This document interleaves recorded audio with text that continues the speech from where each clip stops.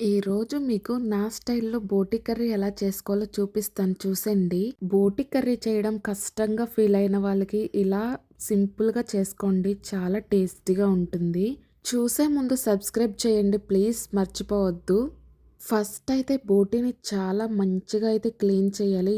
బ్లాక్‌గా అనేది ఉంటుంది. సో, హాట్ వాటర్‌లో వేసి వైట్‌గా క్లీన్ చేయాలి. హాట్ వాటర్‌లో వేసి ఒక హాఫ్ అన్ అవర్ పక్కన పెడితే పైనున్న స్కిన్ అయితే వచ్చేస్తుంది ఈజీగా. సో, ఇంత వైట్‌గా అనేది బోటీని క్లీన్ చేసుకోవాలి. ఎంత మంచిగా క్లీన్ చేసుకుంటే బోటీ అనేది చాలా టేస్టీగా వస్తుంది కర్రీ కూడా. ఫస్ట్ అయితే క్లీన్ చేసుకున్న బోటీలో వాటర్ అండ్ కొద్దిగా పసుపు యాడ్ చేసుకొని మంచిగా బాయిల్ చేసుకొని పక్కన పెట్టుకోవాలి. ఇప్పుడైతే మీకు మసాలా అయితే చూపిస్తాను.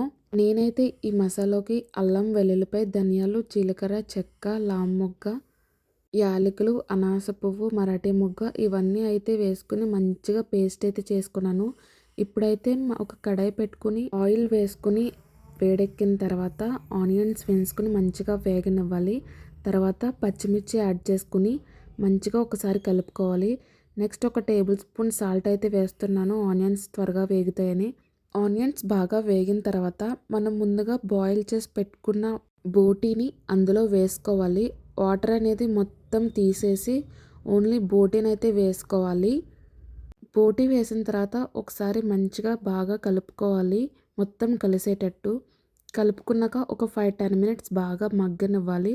నెక్స్ట్ అందులో ఒక హాఫ్ టేబుల్ స్పూన్ పసుపు అండ్ 1½ టేబుల్ స్పూన్ కారం అయితే వేసుకున్నాను. మంచిగా కలుపుకోవాలి. ఇక్కడ కారం అనేది ఎక్కువ తింటే ఇంకా 1 టేబుల్ స్పూన్ కారం కూడా వేసుకోవచ్చు. వేసుకున్నాక మంచిగా కలుపుకొని ఒక 5-10 మినిట్స్ మగ్గిన తర్వాత అందులో 2 గ్లాసెస్ వాటర్ అయితే యాడ్ చేస్తున్నాను. వాటర్ వేసాక మనం ముందుగా రెడీ చేసి పెట్టుకున్న మసాలా పేస్ట్ అయితే వేసుకున్నాను. వేసుకుని మంచిగా మొత్తం కలిసేటట్టు మొత్తం కలుపుకోవాలి. మొత్తం కలిసాక ఒక 5-10 మినిట్స్ బాగా దగ్గరికి ఎగరనివ్వాలి. లాస్ట్‌లో కొత్తిమీర అయితే యాడ్ చేస్తున్నాను. గరం మసాలా కూడా యాడ్ చేసుకోవచ్చు.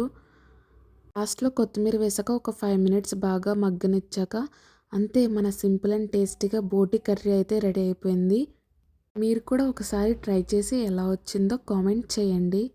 ఈ బోటీ అనేది గోంగూరతో కానీ, మామిడికాయతో కానీ కంబైన్ చేసి వండుకుంటే ఇంకా చాలా టేస్టీగా ఉంటుంది.